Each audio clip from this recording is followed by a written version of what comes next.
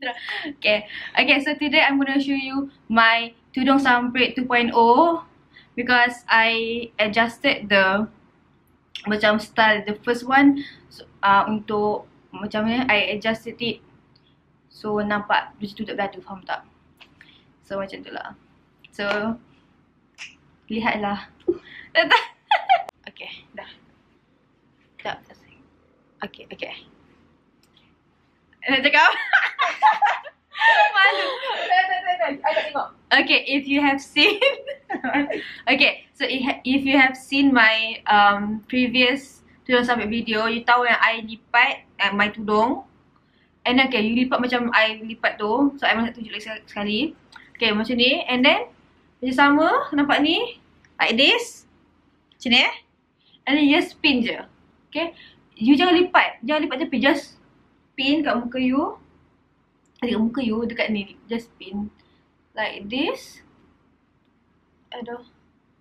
So macam in that video I tak cover chest kan, but yang kali ni I cover my chest because bukan semua orang boleh, bukan semua orang nak pakai macam tu kan. So ya, ni macam option korang nak cover chest or korang punya macam baju macam nampak dada kan. Okay, anyways, dah macam ni.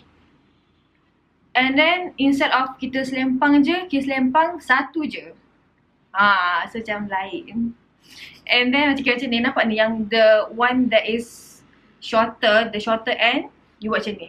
Macam ni Nah, I tunjuk betul-betul. Ni, you angkat atas ni. So yang hujung ni you biar macam ni. Nampak macam tu. Okay, so yang Ira angkat tu, you adjust you punya length triangle ni nak macam mana. If you, macam ni pun boleh, or bahu boleh. You macam you suka hati, you boleh adjust ni. So once you dah happy dengan the length of the triangle, then you pin dekat bra strap you. I always tercucuk I punya bahu. So you gotta be careful. Then you just pin lagi. Okay, so macam ni.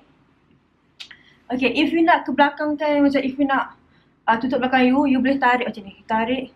Nampak ni? So dia macam bentuk macam ni. Okay, ni. And then you tarik ni. Apa yang buat ni? Sekejap. Saya tak nampak.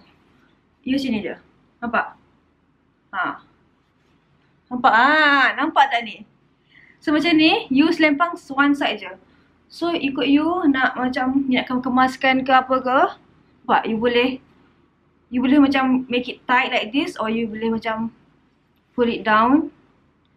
So macam ada bentuk sikit. Macam I tak kisah. Okay. So you tarik ni, kasih ketat sikit sini. Then you pin.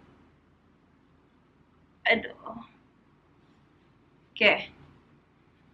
And then you dah macam puas hati dengan ni. Then you pin lagi.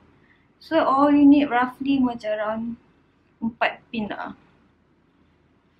Nampak? Ke I perlukan pin lagi? Mana pin lagi tu? Tak ada pin lagi.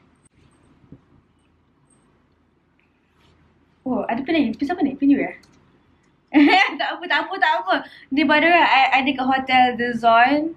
Ada my WSB friends datang KL. Okay, sebab dia tak pakai tudung, so they can't be in the video. Okay, so macam ni kan? Nampak? Very simple, very easy. Belakang tutup. Ni, so belakang ni macam ni. Nampak? Belakang ni panjang, okay?